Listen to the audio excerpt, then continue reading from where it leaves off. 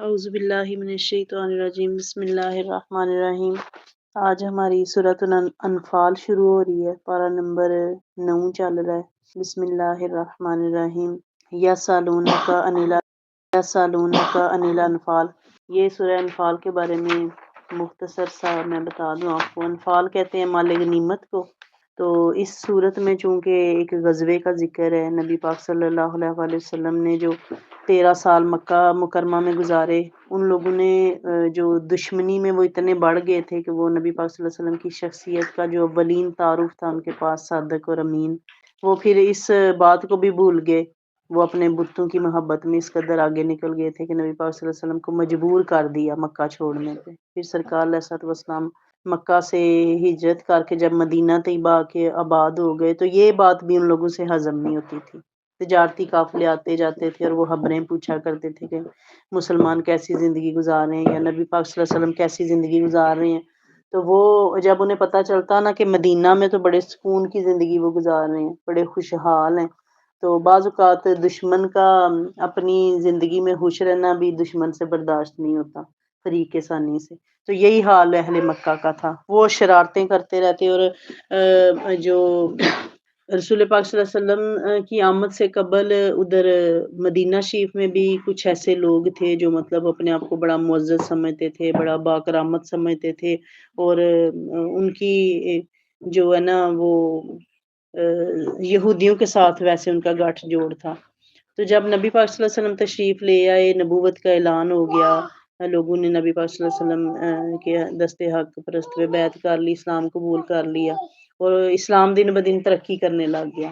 تو تب جو یہودی تھے ان سے یہ چیز برداشت نہیں ہوئی۔ انہوں نے اہل مکہ سے یہ کہا کہ تم لوگ حملہ کرو، ہم تمہارا ساتھ دیں گے، اور یہ مسلمان ابھی مٹھی بھر مسلمان ہے۔ جو غزوہ بدر ہے، اسلام کی پہلی جو 17 رمضان مبارک کو پیش آنے والی اسلام کی اور کفر کی پہلی باضابطہ جنگ تھی، جس میں 313 مسلمان تھے اور 1000 کافر تھے۔ اب ویسے بھی ہم حساب لگائیں نا کہ ایک لڑائی ہوگی ہے جی، ایک طرف 10 بندے ہیں اور ایک طرف 100 بندے آ گئے ہیں ڈنڈے سوٹے لے کے، تو ہمارا ذہن کیا کام کرے گا کہ ظاہر ہے 100 نہیں غلبہ پانا ہے، 100 نہیں وہ افراتفری مچانی ہے اور انہوں نے نقصان 10 کا کرنا ہے۔ یہ ذہنی طور پہ انسان کی کشمکش اس کا وہ شکار ہوتا ہے۔ لیکن اللہ تعالیٰ کی ذات جو ہے وہ جب کسی کو فتح دینے پہ آ جائے، اللہ کی ذات جب کسی کو جتوانے پہ آ جائے، یا اللہ کی ذات کسی کی مدد کرنے پہ آ جائے، تو پھر وہ اسباب کی محتاج نہیں ہے۔ یعنی وہ 313 مسلمان جن کے ہاتھوں میں تلواریں بھی نہیں تھیں، کچھ صحابہ ایسے تھے جن کے پاس کوئی تلواریں وغیرہ ہوں گی، لیکن کچھ ایسے تھے جن کے ہاتھ میں صرف چھڑیاں ہی تھیں۔ تو تلوار اور نیزے کمان، آپ یوں کہہ لیں کہ ایک طرف پستول ہے اور ایک طرف ڈنڈا ہے، تو ڈیفینیٹلی پستول والے کا پلڑا بھاری ہوگا۔ لیکن اللہ کی یہ شان، یعنی اللہ نے جب وہ ٹھان لی کہ میں نے اپنے محبوب کو فتح دینی ہے، تو پھر وہ اسباب پیچھے رہ گئے اور محبوب کی محبوبیت جیتتی نظر آئی۔ 313 مسلمانوں نے مقابلہ کیا 1000 کفار کا، اور کفار کوئی ایسے تھوڑا ہی وہاں سے چل کے آگے تھے مکہ سے، بڑا اسباب لے کے آئے، بڑے مال مویشی ساتھ لے کے آئے، وہ تو باقاعدہ جنگ کے لیے آئے تھے نا۔ تو مسلمان چونکہ مدینہ اپنے گھر کے نزدیک تھے، تو ان کے ظاہری اسباب بھی کم تھے، لیکن اللہ کی ذات نے جو انہیں، یہ تاریخی ایک فتح ہے۔ آج بھی جہاں کہیں جنگ کی بات ہوتی ہے، جہاں فتح اور شکست کی بات ہوتی ہے، وہاں پہ غزوہ بدر کے ذکر کے بغیر وہ موضوع جو ہے وہ بھرا نہیں جا سکتا، وہ ادھوری رہ جاتی ہے داستان کے۔ نبی پاک صلی اللہ علیہ وسلم کی جو اسلام کے خلاف، یہ اسلام کا اور کفر کے خلاف جو پہلا معرکہ تھا وہ غزوہ بدر تھا، اور اس کے بعد پھر یہ آیات مبارکہ نازل ہوئیں۔ یہ 2 ہجری میں جو اس کا نزول ہوا تھا، یعنی اس سورہ پاک کا، یہ مدنی صورت ہے۔ تو یہ نبی پاک صلی اللہ علیہ وآلہ وسلم کی جو استعانت اللہ نے انصار کے ذریعے بھی فرمائی، یعنی مہاجر تو وہ تھے نا جو نبی پاک صلی اللہ علیہ وسلم کے ساتھ وہاں سے آئے ہوئے تھے، تو جو انصار نے معاملہ اس وقت پیش کیا، جو انہوں نے جانساری کا ثبوت دیا، رسول پاک صلی اللہ علیہ وآلہ وسلم نے جب ان سے مشورے کے لیے انہیں جمع کیا، تو سرکار علیہ الصلوۃ والسلام نے فرمایا کہ تمہاری کیا رائے ہے، یعنی اگر ہم پہ جنگ مسلط ہو جائے۔ تو وہ سب نے ایک زبان ہو کے کیا، مہاجر کیا، انصار کیا، کہ ہم تو نبی پاک صلی اللہ علیہ وسلم کے نام پہ اپنی جان قربان کرنے کے لیے تیار ہیں، اور یہی مظاہرہ جو ہے انہوں نے کیا اس جنگ میں۔ پھر یہ سورت مبارک جو ہے وہ دیکھیں، یسألونک عن الانفال، حبیب علیہ الصلوۃ والسلام آپ سے پوچھتے ہیں غنیمتوں کے متعلق۔ اب مال غنیمت کیا ہوتا ہے؟ جب دشمن وہ شکست کھا کے ہار کے چلا جاتا ہے تو وہ اپنا ساز و سامان چھوڑ جاتا ہے، تو وہ کیا ہوتا ہے؟ مال غنیمت ہوتا ہے۔ غنیمت یعنی مفت میں آیا ہوا مال جو پھر مسلمانوں میں تقسیم ہوتا ہے، تو اس کی تقسیم کار کے متعلق یہ چونکہ پہلی جنگ تھی، مسلمانوں کو پتہ نہیں تھا کہ یہ جو وہاں ان کے اتنے وہ گھوڑے ملے ہیں، ان کی اتنی تعداد میں اونٹ ہمیں ملے ہیں، سونا چاندی ملا ہے، پیسے ملے ہیں، کیا کیا نہیں ملا ہوگا، تو وہ اس کا کیا کرنا ہے؟ یا سلونا کا نیل انفالی، آپ سے غنیمتوں کے متعلق پوچھتے ہیں، کل آپ فرمائیے الانفال اللہ والرسول، یہ غنیمتوں کے مالک اللہ اور اس کے رسول ہیں۔ فتق اللہ، اللہ سے ڈرو، واصلحوا ذات بینکم، اور اصلاح کرو اپنے باہمی معاملات کی، واطیعوا اللہ ورسولہ، اور اطاعت کرو اللہ اور اس کے رسول کی، ان کنتم مؤمنین، اگر تم ایماندار ہو۔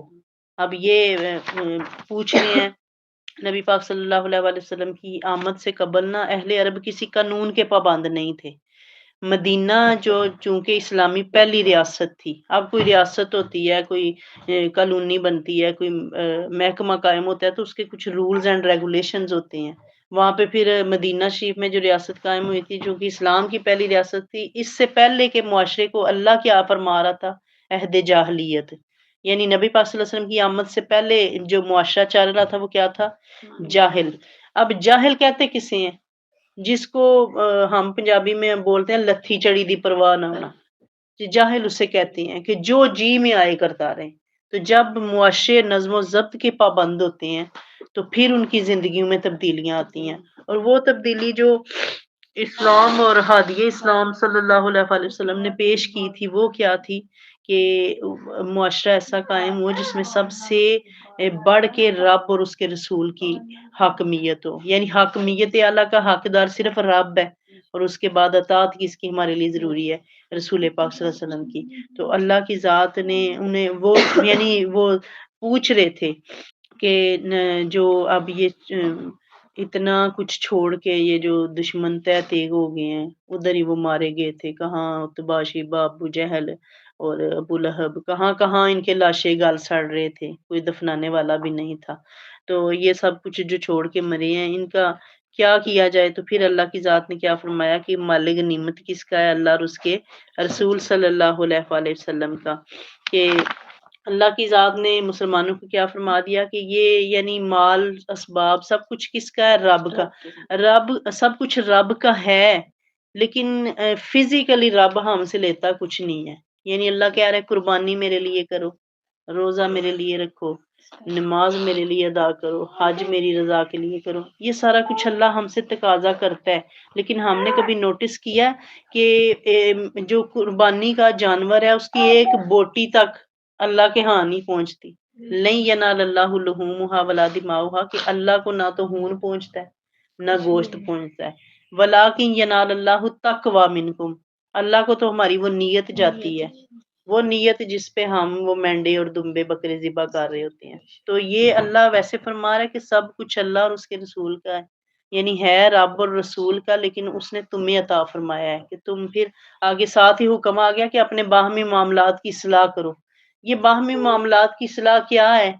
کہ آپ کے پاس کچھ مال ہے، آپ کے پاس کچھ اللہ کا دیا ہوا ہے، کچھ اس کی عطا ہے، یا کہیں سے کوئی کھویا ہوا مل گیا ہے، تو اس کے حقدار تمہارے وہ سارے احباب ہیں جو تمہارے پاس ہیں، وہ تمہارے بلڈ ریلیشنز، تمہارے حق وراثت میں سارے حقدار ہیں۔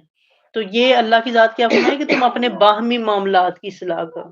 اصلاح سے مراد کیا ہے؟ کہ ایک ہی بندے کے ہاتھ میں نا ہر چیز چلی جائے، کہ بعض اوقات ایسے ہوتا ہے ایک ہی گھر میں دو تین بھائی ہیں اور ایک ساری زمین پہ قابض ہے، ماں باپ کو بھی اپنے قابو میں رکھا ہوا ہے، اور اگر والدین کی پینشنز ہیں تو ان کا بھی وہی وارث بنا پھرتا ہے، اور دو جو ہے وہ بھوکے مار رہے ہیں، بعض औक़ात तो 2 का गठ जोड़ हो जाता है और एक को पीछे कर दिया जाता है। ये कुरान हकीम इस पहलू की तरफ इशारा फरमाता है, रहनुमाई फरमाता है कि तुम अपने बाहमी मामलात की इस्लाह कर लो।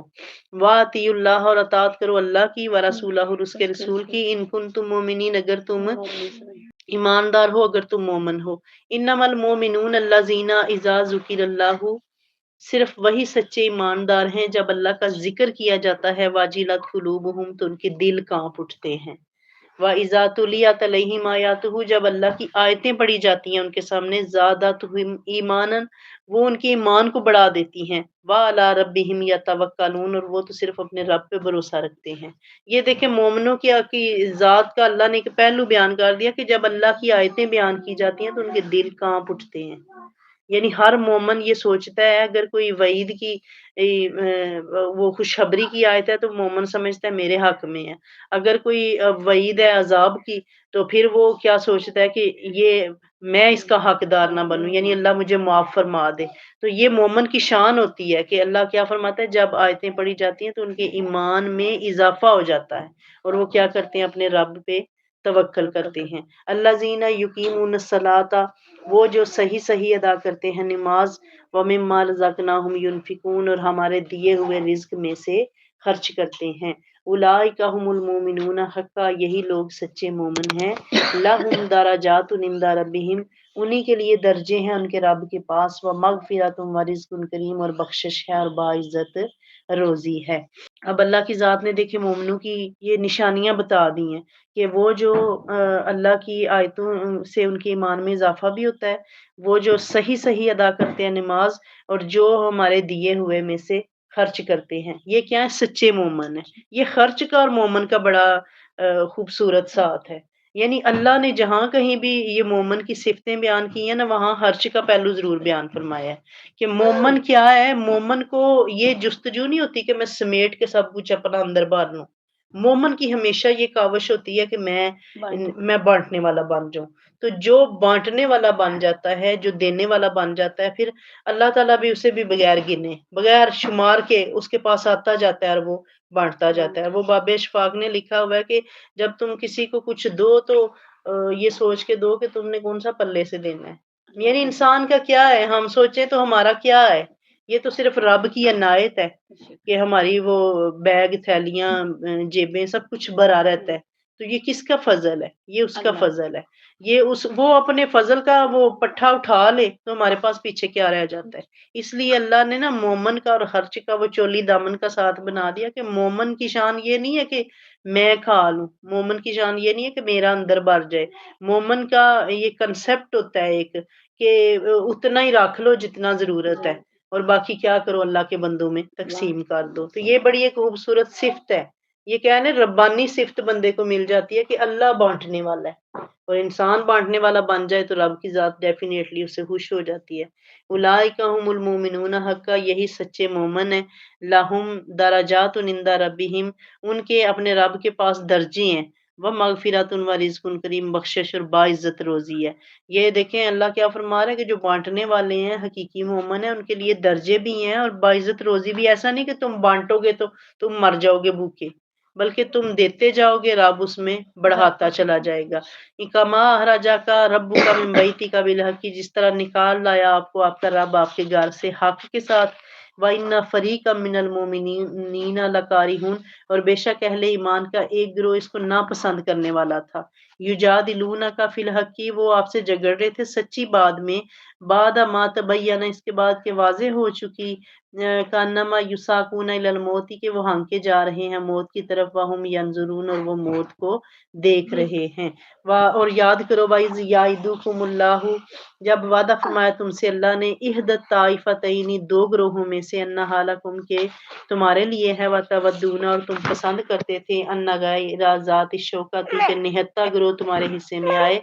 तकूनु लकुम व युरीदुल्लाहु, और अल्लाह चाहता था, अन युहिक्कल हक्का, कि वो हक को देकर भी कालिमाती ही, अपने इरशादात से, व यक्ता दाबिरल काफिरीन, काट दे काफिरों की जड़। यानी ये जो जब वो सलाह मशवरा हो रहा था कुफार के साथ जंग का, तो कुछ मोमन ऐसे थे जिन जो इस बात पे वो परेशान थे कि जंग होगी, हमारा क्या बनेगा। تو یہ اللہ تعالیٰ کی ذات، اللہ سے بہتر کون جانتا ہے؟ یعنی ہم جو دن بھر میں پلاننگز کرتے ہیں، نیتیں کرتے ہیں، سودے کرتے ہیں، ہم یہ سمجھ رہے ہوتے ہیں کہ کوئی غافل ہی ہے، یعنی ہمیں کوئی جانتا کوئی نہیں ہے، حالانکہ ایسا نہیں ہے۔ انسان جو کچھ سوچتا ہے، جو کچھ کرتا ہے، میرا رب اس سے بے خبر نہیں ہے، وہ سب کچھ سمجھ رہا ہے۔ اب مشاورت جو نبی پاک صلی اللہ علیہ وسلم نے مجلس مقرر کی تھی، مشاورت کی، ظاہر ہے اہل مدینہ کو اعتماد میں لینا ضروری تھا، تو وہ نبی پاک صلی اللہ علیہ وآلہ وسلم کے جانثار جب انہوں نے وہ کھڑے ہو کے کہہ دیا نا کہ ہم تو انتظار کر رہے ہیں کہ کب آپ اشارہ کریں اور ہم آپ کے نام پہ جانے تک قربان کر لیں، تو یہ اللہ تعالیٰ فرما رہا ہے کہ جب یاد کرو، وعدہ فرمایا تم سے اللہ نے کہ ایک کا ان دو گروہوں میں سے کہ تمہارے لیے ہے، اور تم پسند کرتے تھے کہ وہ نہتا گروہ تمہارے حصے میں آئے، اور اللہ چاہتا تھا کہ وہ حق کو حق کر دے اپنے ارشادات سے اور کاٹ دے کافروں کی جڑ۔ یعنی کفار جو اتنے تم تراک کے ساتھ آ رہے تھے مکہ میں، وہ اپنی شان و شوکت دکھانے آ رہے تھے کہ یہ مسلمان کیا سمجھتے ہیں،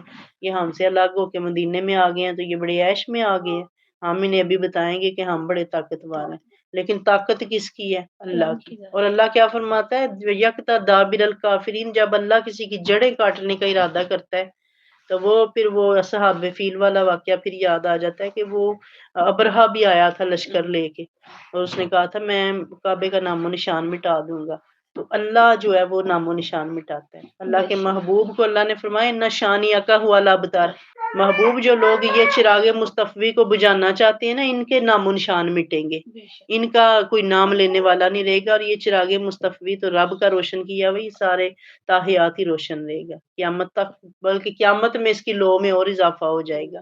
تو اس لیے اللہ کیا فرماتا ہے کہ لیُحِقَّ الحق، تاکہ اللہ ثابت کر دے حق کو، وَیُبْطِلَ الْبَاطِلَ، اور مٹا دے باطل کو، وَلَوْ کَرِہَ الْمُجْرِمُونَ، اگرچہ عادی مجرم اس کو ناپسند کریں، یعنی اللہ کو اس چیز سے غرض نہیں کہ انسان کی کیا پسند ہے، ہوتا وہ ہے جو رب کی پسند ہے، جو اس کی رضا ہے وہ چلتی ہے۔ اِذْ تَسْتَغِیثُونَ رَبَّکُمْ، یاد کرو جب تم یاد کر رہے تھے اپنے رب کو، فَاسْتَجَابَ لَکُمْ، اس نے سن لی تمہاری فریاد، انی ممدکم، میں مدد کرنے والا ہوں، بِأَلْفٍ مِّنَ الْمَلَائِکَةِ مُرْدِفِينَ، 1000 فرشتوں سے جو پے در پے آنے والے ہیں۔ اب یہ ہم غزوہ بدر کا جب پورا واقعہ پڑھتے ہیں نا تاریخ میں، تو ہم دیکھتے ہیں کہ سارے جو مسلمان ہیں وہ سو رہے تھے، اور رسول پاک صلی اللہ علیہ وسلم ساری رات مصلی بچھا کے اللہ سے مدد مانگتے رہے، تو یہ ہو نہیں سکتا تھا کہ مصطفیٰ کریم کے ہاتھ اٹھیں کہ یا اللہ تو مددگار، اور اللہ بھی یارو مددگار چھوڑ دے، ایسا نہیں ہو سکتا۔